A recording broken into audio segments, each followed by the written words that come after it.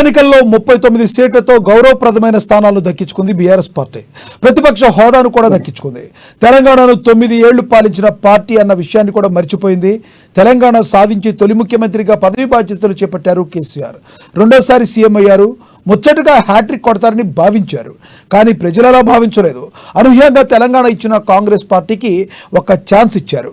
సార్వత్రిక ఎన్నికల్లో బీజేపీకి సైతం జై కొట్టారు. అనూహ్యంగా 9 ఏళ్ల పాలు పాటించిన కేసీఆర్ పార్టీని పక్కన పెట్టారు. అప్పటి నుంచి కేసీఆర్ అండ్ కో ఇబ్బందులు పడుతూనే ఉన్నారు. కానీ ప్రజాక్షేత్రాన్ని మాత్రం మరవలేదు. అసెంబ్లీ లోపల బయట తమ వంతు పాత్ర పోషిస్తూ వచ్చారు. కానీ ఇప్పుడు వరదలో ప్రజలు కష్టాలు పడుతున్న టైంలో ప్రజలకి కోసం బయటికి రాకుండా కేసీఆర్ ఫామ్ హౌస్కు మాత్రమే ఉండిపోయారు. ఇక ఇదే విషయానికి సంబంధించి మరింత సమాచారాన్ని మా ప్రతినిధి హరీష్ లైవ్ ద్వారా అందిస్తారు. హరీష్, చెప్పండి, మీ దగ్గర ఉన్న తాజా సమాచారం ఏంటి?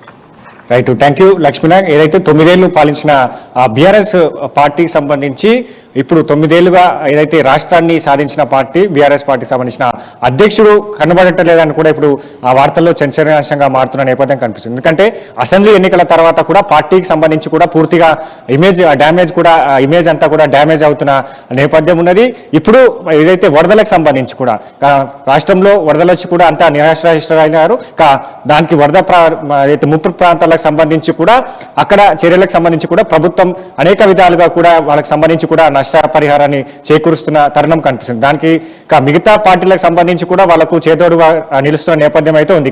9 ఏళ్లుగా పాలించిన బీఆర్ఎస్ పార్టీ బీఆర్ఎస్ పార్టీ అధ్యక్షుడు మాజీ సీఎం కేసీఆర్ ఇప్పుడు వరద ప్రాంతాలు కావచ్చు, ముప్పు ప్రాంతాలకు సంబంధించిన ప్రజల ఉద్దేశించి కూడా సోషల్ మీడియా కావచ్చు, బహిరంగ కూడా ఇప్పటి వరకు ఆయన ప్రకటన చేయకపోవడం కావచ్చు.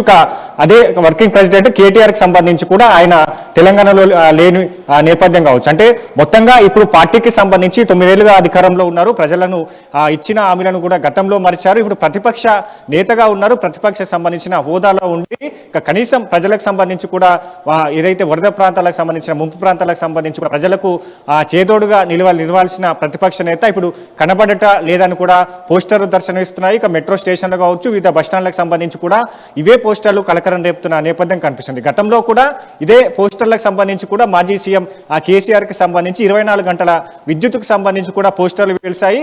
ఏదైతే మీటర్ల దగ్గర బళ్ళు తొండలు పట్టే వాళ్ళు కావాలని వాళ్ళకి సంబంధించి కూడా లోకల్ వ్యక్తులకు ప్రాధాన్యత ఇస్తామని కూడా గతంలో ఇలాంటి పోస్టర్లు సంచలనం రేపిన నేపథ్యం అవుతుంది. ఇప్పుడు సంబంధించి కూడా ఈ వరద ప్రాంతాలకు సంబంధించి కావచ్చు, ఎందుకంటే ఖమ్మం కావచ్చు, మహబూబాబాద్ సంబంధించిన ముంపు ప్రాంతాలకు సంబంధించి కూడా పూర్తిగా అక్కడ ఇల్లు కోల్పోయిన నేపథ్యం అనేది వరదలో చిక్కుకున్న వారు ఉన్నారు, కొంతమంది మృతి చెందిన వారు ఉన్నారు. వీటన్నిటికీ కూడా ప్రభుత్వం సంబంధించి మృతి చెందిన వారికి 5 లక్షల ఎక్స్గ్రేషియోతో పాటు ఇల్లు కోల్పోయిన వారికి కూడా వాళ్ళకి సంబంధించిన నష్టపరిహారాన్ని కూరుస్తా ఉన్నది. ఒకవైపు దీనికి సంబంధించి ఇక్కడ మిగతా సంబంధించిన కాంట్రాక్టర్లు కావచ్చు, కన్స్ట్రక్షన్ కంపెనీలకు సంబంధించి కూడా వాళ్ళు సీఎం రిలీఫ్ ఫండ్కి సంబంధించి కూడా స్వచ్ఛందంగా విరాళాలు ఇస్తున్నారు. ఏదైతే బీఆర్ఎస్ పార్టీకి సంబంధించి 9 ఏళ్లుగా అధికారంలో ఉన్నది, అధికారంలో ఉండి కూడా కనీసం సహాయం చేయకపోగా ఏదైతే ఇప్పుడు ఉన్న ప్రభుత్వానికి సంబంధించి కూడా కాంగ్రెస్ ప్రభుత్వానికి సంబంధించి వరద ప్రాంతాలకు సంబంధించి కూడా పలు సూచనలు కూడా చేయకపోవడం కావచ్చు. ఆ పార్టీకి సంబంధించిన ముఖ్య నేతలు ఏదైతే కేసీఆర్ అలాగే కేటీఆర్, హరీష్ రావుకు సంబంధించి కూడా వీళ్ళు ముంపు ప్రాంతాలకు సంబంధించి కూడా పర్యటన చేపట్టకపోవడం. ఎందుకంటే కేసీఆర్కి సంబంధించి కూడా గతంలో ఇట్లాంటి 9 ఏళ్ళ కూడా వరదలు వచ్చాయి. గతంలో వరదలు వచ్చినా కూడా ఏరియల్ సర్వే క్షేత్రస్థాయిలో కాకుండా ఏరియల్ సర్వే చేశారు.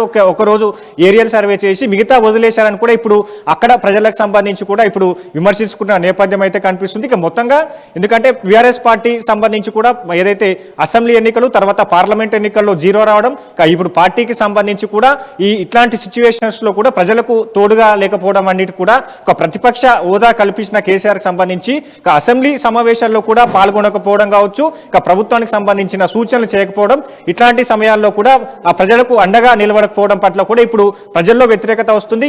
దానికి సంబంధించి కూడా సామాజిక మాధ్యమాలు కావచ్చు, మెట్రో స్టేషన్ల వద్ద, మెట్రో పిల్లర్ల వద్ద కూడా కేసీఆర్ కనబడటలేదని కూడా ఇప్పుడు చర్చనీయాంశంగా మారుతున్న నేపథ్యం అయితే కనిపిస్తుంది. కేటీఆర్ కి సంబంధించి కూడా ఆయన స్వయంగా తన వద్ద డబ్బులు లేవని కూడా చెప్పిన నేపథ్యం ఉంది.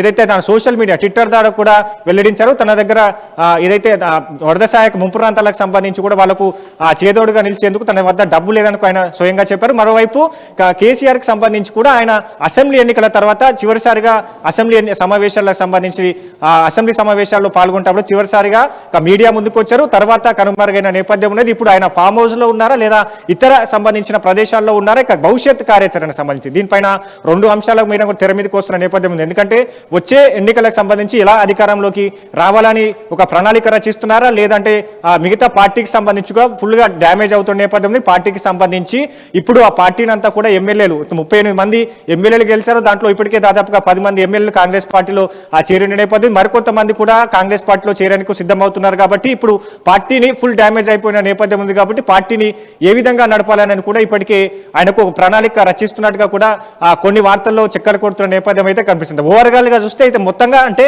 వరద సంబంధించిన వర్షాలు వచ్చినప్పుడు ముంపు ప్రాంతాలను సందర్శించాలి. ప్రతిపక్ష నేతగా ప్రతిపక్ష హోదా కలిగిన నేతగా సంబంధించి ప్రభుత్వానికి సలహాలు ఇవ్వాలి, సూచనలు చేయాలి, ప్రజలకు చేదోడుగా ఒక సహాయాన్ని అందించాలని పైన కూడా ఇప్పుడు ప్రజల్లో నుంచి కూడా ఆ వ్యతిరేకత వస్తుంది. ఇక బీఆర్ఎస్ కు సంబంధించి ఇప్పుడున్న పరిస్థితుల్లో ఈ ముంపు ప్రాంతాలకు సంబంధించి కావచ్చు. ఎందుకంటే తెలంగాణలో 33 జిల్లాలకు సంబంధించి కూడా 4 జిల్లాలను వదిలేసి మిగతా జిల్లాలన్నింటి కూడా ముంపు ప్రాంతాలుగా గుర్తించింది.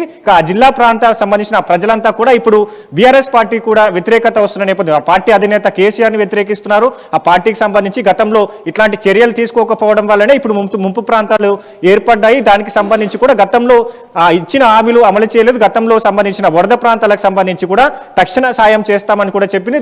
అది మాటల వరకే పరిమితమయ్యారు. ఇప్పుడు స్వయంగా ఇప్పుడు ఏదైతే కాంగ్రెస్ ప్రభుత్వం వచ్చి క్షేత్రస్థాయిలో మంత్రులు కావచ్చు, సీఎం కావచ్చు, క్షేత్రస్థాయిలో పర్యటన చేస్తున్నారు, తక్షణ సహాయాన్ని అందిస్తున్నారు. ఇట్లాంటి సిచ్యువేషన్స్ లో గతంలో మాజీ సీఎం గా పనిచేసిన కేసీఆర్ కి ఇప్పుడు ప్రజలు గుర్తొస్తలేరు అని కూడా ఇక మొత్తంగా ఇప్పుడు ఏదైతే ఈ జిల్లాలకు సంబంధించిన ప్రజల్లో కూడా పూర్తి స్థాయిలో వ్యతిరేకత వస్తుందని చెప్పవచ్చు. Lakshminath, thank you Harish. ఏది ఏమైనప్పటికీ కూడా